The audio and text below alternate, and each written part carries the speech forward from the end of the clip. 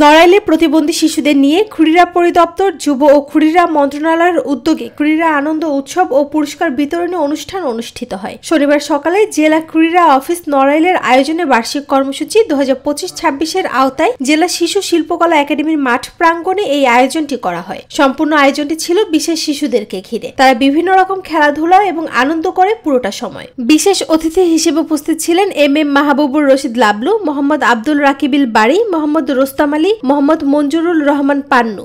শরীর চর্চার উপর গুরুত্ব আরোপ করা, বিভিন্ন কলা কৌশল শেখানো এবং যেন এই শিশুগুলো আনন্দঘন কিছু মুহূর্ত কাটাতে পারে তাই এই আয়োজন করা বলে জানান জেলা ক্রীড়া অফিসার মোহাম্মদ কামরুজ্জামান। নড়াইলের বিভিন্ন অটিস্টিক বিদ্যালয় থেকে এবং বিভিন্ন গ্রামগঞ্জ থেকে আমরা বিভিন্ন স্বেচ্ছাসেবী সংগঠনের মাধ্যম দিয়ে তাদেরকে জানিয়ে আমরা একত্রিত করেছি এবং এদেরকে বিভিন্ন খেলাধুলা আমরা করিয়ে থাকি। শারীরিক যে চর্চা, শরীর চর্চা, সেই শরীর চর্চামূলক খেলাধুলা বেশি গুরুত্ব দেওয়া হয়।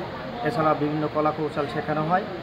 এটা সরকার যুব ক্রীড়া মন্ত্রণালয় থেকে ক্রীড়া পরিদপ্তরের মাধ্যমে বছরে একবারই ক্রীড়া আনন্দ উৎসবের আয়োজন করে। এখানে আমরা তাদেরকে জার্সি, খাবার, যাতায়াত ভাড়া এবং পুরস্কার আমরা প্রদান করি। প্রধান অতিথি লিঙ্কন বিশ্বাস তার বক্তব্যে এই শিশুদের যত্নের কথা তুলে ধরেন এবং আরো বলেন, মেধা মননে এরাও কারো থেকে কম নয়। প্রথমে বলেছি যে হয়তো জন্মগত কোনো না কোনো ভাবে তাদের শরীরের অথবা মস্তিষ্কের অথবা মনোবৃত্তির কোনো একটা দিক দুর্বল করে রাখা হয়েছে, কিন্তু অন্যান্য অনেক দিক আছে একটা বাচ্চার, শারীরিক, মেধাবৃত্তীয়, মনোবৃত্তীয়, সেগুলো অনেক স্ট্রং।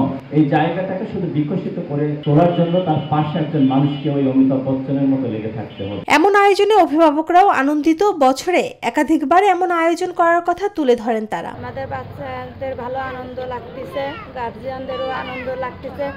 বছরে তো একবারই হয়, তা যদি মাঝে মাঝে একটু হতো, বাচ্চারাও আনন্দ পাত, সবই করতে পারত।